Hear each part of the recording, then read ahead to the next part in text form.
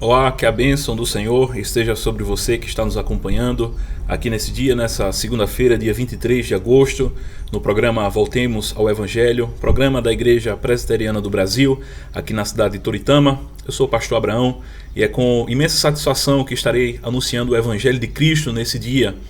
E neste momento estaremos fazendo a leitura da palavra do Senhor nosso Deus no texto de 2 Reis, capítulo de número 5. Nós estaremos fazendo a leitura apenas do versículo de número 15, que nos diz assim a palavra do Senhor. Voltou ao homem de Deus, ele e toda a sua comitiva. Veio, pôs-se diante dele e disse: Eis que agora reconheço que em toda a terra não há Deus senão em Israel. Amém. Amém. Que o Senhor nos abençoe. Vamos estar orando nesse momento, rogando as bênçãos do Senhor sobre as nossas vidas. Pai bendito, nós exaltamos o Teu nome, ó Pai, e te agradecemos pela Tua palavra, que é fonte de vida. Que possamos ser, ó Pai, vivificados pelo Evangelho do Senhor, pela palavra do Senhor que nos conduz, ó Pai, ao Teu Filho que nos conduz a Ti mesmo. Rogamos ao Senhor que Teu Espírito aplique a Tua palavra aos nossos corações, em nome de Jesus. Amém. Meus queridos, aqui nós temos diante desse texto algo que vai de fato nos levar a uma reflexão quanto aos aspectos da religião, tanto os seus aspectos da forma, os aspectos exteriores, externos, quanto principalmente aquilo que diz respeito aos aspectos internos da religião, aquilo que é próprio da essência, aquilo que diz respeito ao conteúdo. É justamente para isso que nós podemos ser levados a pensar quando nós nos deparamos diante desse texto, esse texto de 2 Reis, capítulo de número 5. Nós podemos observar aqui pelo menos 3 personagens principais. O primeiro deles, o personagem oculto de toda a história, oculto aos olhos da carne, mas de fato visível pelos olhos da fé. O personagem do Deus soberano, do Deus de toda a providência, do Deus que coordena a história dos homens. E nós podemos ver aqui o Senhor, ele conduzindo a história de Naamã e conduzindo a história de Eliseu e promovendo o encontro entre esses dois homens.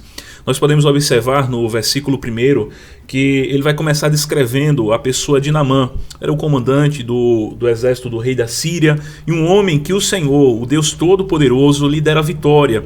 E se tornou um homem famoso, um homem de relevância ali no reino da Síria, mas que é nos dito no final do versículo 1 do capítulo aqui de 2 Reis, capítulo 5, que ele era um homem leproso, era um homem que no seu aspecto externo estava sofrendo com uma moléstia de uma doença que afetava a sua pele e assim também o privava do convívio social, e esse homem estava afligido por isso. E nós vamos ver no versículo 5 que algumas tropas do exército da Síria saíram e levaram da terra de Israel uma menina cativa das terras de Israel.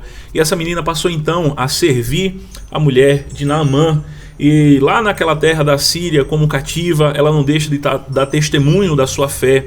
E ela diz: quem dera o meu Senhor estivesse perante o profeta que estava lá em Israel. Isto ela estava se referindo ao profeta Eliseu, o sucessor do profeta Elias, um homem de fato que foi cheio do Espírito Santo, e Eliseu recebeu a unção dobrada do Senhor, a unção dobrada do Espírito do Senhor. E essa menina testifica da sua fé no Deus Todo-Poderoso, que levanta os seus profetas, que levanta homens usados por ele para a glória do seu nome, para que o seu nome seja conhecido. E aqui nós vemos essa menina testificar acerca da presença de um profeta que havia na terra de Israel e que poderia sim curar Naamã dessa doença que afligia a sua pele. Então Naamã, ele ouvindo isso, ele não perde tempo, ele comunica ao rei da Síria, o rei da Síria o envia à terra de Israel e enfim ele é enviado para lá. No versículo 5, nós vamos ver, versículos 5, 6, 7, nós vamos ver que o rei da Síria envia o Naamã, o comandante Naamã, para a terra de Israel. Ele envia cartas para que ele se apresente diante do rei de Israel. E o rei fica até sem compreender, né? Porque Naamã estava ali vindo para ser e pedindo para ser curado, tendo em vista que ele não poderia curar um leproso. É isto que o rei de Israel diz. Ele chega mesmo ao ponto de rasgar as suas vestes, porque ele reconhece a sua incapacidade de poder restaurar e dar saúde e curar um homem leproso. Mas então o profeta Eliseu, ele escuta esses acontecimentos, e no versículo 8 vai ser dito o seguinte: ouvindo, porém, Eliseu, homem de Deus, que o rei de Israel rasgara as suas vestes, mandou dizer ao rei: por que rasgaste as tuas vestes? Deixa ouvir a mim, e saberá que há profeta em Israel. Saberá que há um homem enviado da parte do Senhor para comunicar a sua verdade, um homem enviado da parte do Senhor que é um representante legal de Deus para comunicar a sua vontade aos homens. Então Eliseu diz isso: deixa Naamã vir. Então Naamã, ele vem com toda a sua comitiva, com seus carros, com seus cavalos, com todos os seus oficiais, apresentar-se diante de Eliseu. E é interessante porque Eliseu sequer sai para contemplar a sua face, né? Naamã estava muito preocupado com atos solenes, tendo em vista que era um homem de grande representação social, de fato alguém de grande prestígio em sua nação. Mas o profeta, é interessante porque o profeta Eliseu não sai para prestigiá-lo. Ele envia um dos seus moços, envia um dos seus discípulos e lhes comunica aquilo que ele deveria fazer para que Naamã então pudesse ser purificado da sua lepra. É o que nós podemos observar nos versículos 9, quando nos diz: veio, pois, Naamã com seus cavalos e os seus carros e parou à porta da casa de Eliseu. Então no versículo 10 diz: então Eliseu lhe mandou um mensageiro dizendo: vai, lava-te 7 vezes no Jordão, e a tua carne será restaurada e ficarás limpo. Então, quando Naamã ele escuta isso aqui, ele fica profundamente indignado. Naamã, ele estava na perspectiva de que, de fato, haveria de ser um encontro ali solene, com aspectos externos bem manifestados. É isso que nós vemos aqui, quando no versículo 11 é dito o seguinte: que Naamã, porém, muito se indignou e se foi dizendo: pensava eu que ele sairia para ter comigo, por-se-ia de pé, invocaria o nome do Senhor seu Deus, moveria a mão sobre o lugar da lepra e restauraria o leproso. Então observe que esse homem de prestígio social, esse homem estava preocupado com os aspectos externos, os aspectos litúrgicos, os aspectos formais daquilo, a maneira como ele imaginava que as coisas fossem acontecer. Ele, de fato, ele tinha uma fantasia de como a manifestação da sua cura deveria acontecer e de como o profeta deveria agir naquele momento. Mas Eliseu era um homem que estava, de fato, movido pelo Espírito de Deus, e ele estava muito mais direcionado, e principalmente direcionado para que as questões internas do coração de Naamã fossem tratadas. De fato, Naamã, ele tinha uma perspectiva religiosa, havia uma fantasia religiosa, ele estava preocupado com a questão externa, a pompa, a pomposidade, com os aspectos externos da coisa em si, no aspecto da religião. Mas o nosso Deus, ele é aquele que se preocupa principalmente com as questões do coração. Ele é aquele que dá atenção principalmente às questões internas da alma. Ele é aquele que sonda os corações. Ele é aquele que vê o que está no íntimo do nosso ser. E por isso aqui Naamã, ele é confrontado pela instrumentalidade do profeta Eliseu, que começa confrontando-lhe desde o momento em que ele sequer sai para contemplar a sua face. E o coração de Naamã é muito mais confrontado quando ele recebe a ordem de que ele vá e se banhe no rio Jordão, um rio de águas turvas, um rio de águas sinuosas. E Naamã fica indignado com isso. Ele não queria se banhar naquele rio. Ele queria, como o próprio texto aqui descreve, se banhar nos rios de Damasco, o rio Safar, o rio Abaná. É isso que descreve o versículo de número 12. Ele queria banhar-se nesses outros rios. Ele fica, de fato, devido ao orgulho do seu coração, indisposto a ir se banhar no rio Jordão, o rio que estava ali bem próximo dele, a cerca de apenas 40 quilômetros. Mas ele estava, de fato, indisposto por conta do orgulho do coração, da soberba, da presunção, da altivez, da vanglória que havia em seu coração e que é confrontada pelo profeta Eliseu, que é confrontado pelo homem de Deus, que é confrontado pela palavra de Deus. Pois é isso que justamente nós observamos aqui. Naamã, esse homem que estava tomado pela lepra, ele preferia voltar para Damasco, preferia voltar em uma viagem de 160 quilômetros, a banhar-se no Rio Jordão, tudo isso por conta do seu orgulho, da sua presunção, tudo isso por conta dessa falha que havia em sua alma, em seu coração. E a coisa acontece de tal forma, a presunção do coração desse homem, que ele se voltou e não queria nem saber mais de ser curado, que precisou então, aqueles que estavam acompanhando na sua comitiva oficial, que buscassem convencer ele de que o profeta não estava pedindo nada demais, era apenas banhar-se 7 vezes no Rio Jordão, algo que estava ali próximo. É aquilo que nós vemos na sequência do texto. Então chegaram-se a ele, versículo 13, os seus oficiais e lhes disseram: meu pai, se te houvesse dito o profeta alguma coisa difícil, acaso não farias? Quanto mais já apenas te disse, lava-te e ficarás limpo. Então, quando ele ouve isso, ele abre mão do seu orgulho, ele abre mão da sua presunção, ele abre mão da sua altivez de espírito. E nós vemos no versículo 14 dizer: então desceu e mergulhou no Jordão 7 vezes, consoante a palavra do homem de Deus. E quando ele faz isso, então a sua carne se tornou limpa, ficou como de uma criança. Ele de fato ficou limpo, purificado da sua lepra. Então veja que muitas vezes é assim que acontece no coração e na vida dos pecadores. Em primeiro lugar, eles são confrontados em seu orgulho. Depois eles abandonam o seu orgulho. E por último ficam purificados pela graça de Deus e pela misericórdia de Deus. Muitas vezes é assim. Talvez você esteja se sentindo dessa forma, assim como Eliseu. Talvez você seja uma pessoa que está sendo confrontada para abandonar os seus pecados. O pecado de Naamã, o problema da alma de Naamã era um problema de fato interno que diz respeito ao orgulho. Talvez o problema do seu coração, da sua alma, seja de outra natureza. Talvez as inclinações, as sujidades do seu coração sejam outras que têm lhe afastado de Deus. E talvez quando você está sendo confrontado pelos seus pecados, pela palavra de Deus, pela a revelação divina das Sagradas Escrituras, talvez você sinta tão indignado quanto Naamã, quando lhe foi ordenado que ele se banhasse no Rio Jordão. Talvez você se sinta dessa forma, indignado, indisposto a fazer aquilo que a palavra de Deus lhe ordena. Mas é justamente isso que você precisa refletir e se arrepender e tomar a atitude que é necessária. Assim como Naamã aqui, ele fez, ele abandonou o seu orgulho. Talvez você precise abandonar o seu orgulho. Talvez você precise de fato dar atenção à palavra de Deus, que lhe chama ao arrependimento, que lhe chama a congregar com o povo de Deus, que lhe chama a confessar a Cristo Jesus como Senhor da sua vida.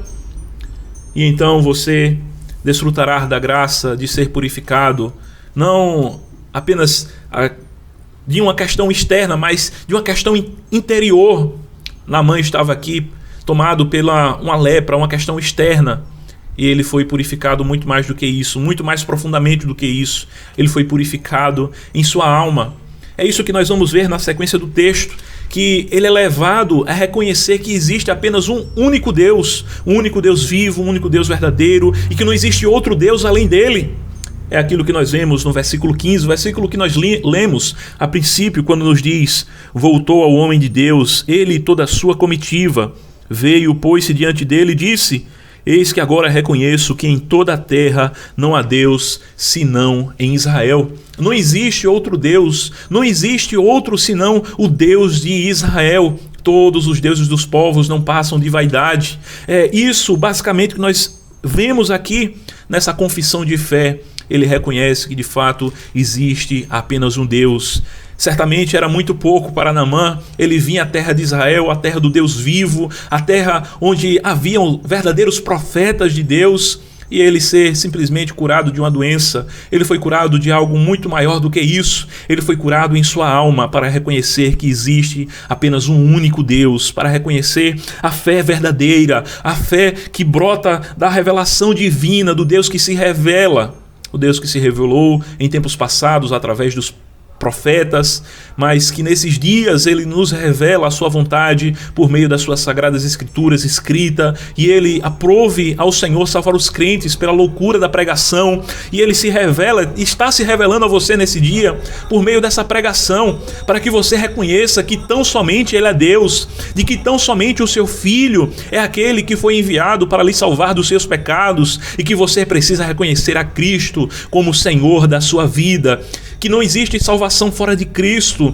que não existe salvação fora desse Deus que envia o seu Filho para nos salvar dos nossos pecados e que aplica a obra de Cristo por meio do seu Espírito Santo e nos faz nascer de novo e nos faz reconhecer que tão somente Ele é Deus.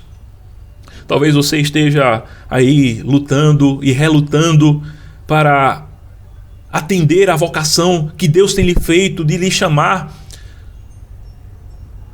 ao arrependimento, à fé, para que você seja uma nova criatura, para que você se entregue de fato a Ele. A nossa oração é para que você possa abrir mão do seu orgulho e você possa voltar-se para Deus. De fato existe o aspecto da soberania de Deus. Deus, Ele é soberano na salvação, mas existe também o aspecto da responsabilidade humana, que o Senhor, Ele pela sua graça irresistível, o possa mover para que você se entregue ao Senhor, confie nele, para que você abra os seus lábios e confesse ao Senhor como o único Senhor da sua vida, como o único Deus vivo e verdadeiro. É justamente para isso que esse texto nos faz refletir. Observe, Naamã estava preocupado com os aspectos externos. Talvez você seja essa pessoa que está preocupado com as questões externas. Talvez você esteja apenas se embasando em aspectos exteriores da religião, mas exterioridade da religião sem a essência é apenas a religiosidade, é algo que é feito para si mesmo, é algo que não visa a glória de Deus e é algo sem valor diante de Deus. Você precisa pensar e refletir sobre os aspectos internos da sua alma. Talvez você esteja pensando, mas de repente eu já me batizei quando era criança e isso é suficiente. Talvez você diga, mas meus pais frequentam a igreja, ou talvez, de vez em quando eu vou para a igreja, coisa desse tipo. Deus, Ele requer muito mais em nossas vidas. Ele requer de fato que nós nos entreguemos completamente de corpo e alma e de todo o nosso coração, de todo o nosso ser, uma entrega pessoal do nosso ser a Ele. Uma entrega pessoal e não apenas de aspectos externos. Talvez você seja uma pessoa que talvez diga, mas eu dou dízimo, mas eu faço obras de caridade. Nenhuma dessas coisas é suficiente. Ela é suficiente para a religiosidade, mas não é suficiente para nos salvar e nos tirar da condenação do inferno. É necessário que nos voltemos de todo o coração para Deus, reconhecendo Ele como Senhor das nossas vidas. E para tanto precisamos atender ao chamado de Deus, que Ele nos faz ao arrependimento, ao abandono de pecados, ao viver de uma vida santificada, a de fato atender a palavra dEle que nos convoca à adoração pública, ao congregar-se, a nos submetermos àqueles que foram levantados como a liderança da sua igreja, os pastores, presbíteros, os anciãos. Então, nós precisamos refletir, eu e você, nós precisamos refletir sobre isso, sobre esses aspectos internos da alma. Nós precisamos refletir sobre isso. Observe que grande graça e misericórdia da parte de Deus Ele manifestou para com esse homem que era um estrangeiro da nação de Israel. Pela graça dele, Ele o curou da lepra e o curou em seu coração. Esse homem pensava que de repente ele pudesse com dinheiro adquirir o favor de Deus. Veja, ele traz consigo, quando ele vem para a terra de Israel para se encontrar com o profeta do Senhor, ele traz consigo 10 talentos de prata, que era o equivalente a 300 quilos de prata, e ainda 6 ciclos de ouro, que era o equivalente a 60 quilos de ouro, e mais 10 vestes festivais. Ele de fato traz uma grande quantidade de valores, mas não é dessa forma que nós adquirimos as bênçãos no reino de Deus. Não é com dinheiro, não é com o nosso esforço, nossos próprios méritos, mas é pela graça de Deus.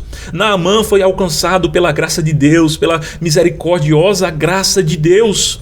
Veja que o profeta Eliseu, ele não aceita nada, não aceita nenhum desses presentes, não aceita ouro, não aceita prata, não aceita as vestes que ele traz. E por fim, o profeta Eliseu olha para ele e diz, olha, vai em paz. É isso que nós vemos no versículo 19. Vá em paz. Que Deus te abençoe.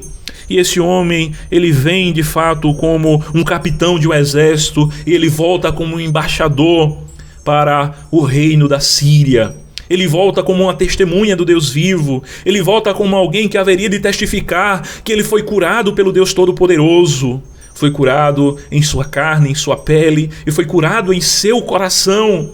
Que grande bênção ele alcançou das misericórdias do Senhor. Que grande favor ele encontrou. E talvez seja esse o favor que você esteja também encontrando nesse dia. Talvez você que esteja aí há tantos tempos lutando em entregar-se, em confessar a Cristo como Senhor da sua vida, em tornar-se um crente em Cristo Jesus. Talvez nesse dia você seja alcançado pelo favor da graça de Deus e você possa passar a ser uma testemunha do Deus vivo, um embaixador de Deus, alguém que testifica que só existe um Deus vivo e verdadeiro e que não há outro além dele. Oh, meus amados, que o Espírito Santo possa fazer essa obra em vossos corações, no coração da vossa família, no coração dos vossos filhos, manifestando essa graça, conduzindo-vos à salvação que há no Deus vivo e verdadeiro por meio de Cristo Jesus. Aquele que enfrentou também situações como aqui esse texto nos faz refletir. No período em que Jesus estava entre nós em carne, ele veio, habitou entre nós. Ele enfrentou oposições de homens que estavam preocupados unicamente com os aspectos externos da religião. Homens descritos como os escribas e fariseus, que Jesus descreve lá em Mateus 23, dizendo: olha, vocês são hipócritas, vocês se preocupam com os aspectos externos. Vocês limpam o exterior do copo e do prato, mas se esquecem do seu interior. Vocês são como sepulcros caiados. Vocês são belos externamente, estão ornamentados, estão pintados, mas no interior de um sepulcro caiado, um sepulcro pintado, há apenas podridão, ossos de mortos. E esse tipo de podridão é o que tem no interior de um sepulcro. E era justamente assim que Jesus observava os homens que se preocupavam apenas com os aspectos externos da religião, mas que não atentavam para o coração, que não atentavam para a alma, que não refletiam sobre se o coração de fato havia sido tratado, se nasceram de novo.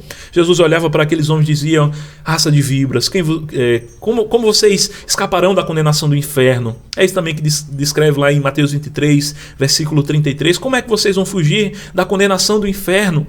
Vocês honram ao Senhor com os seus lábios, mas o coração de vocês está distante do Senhor.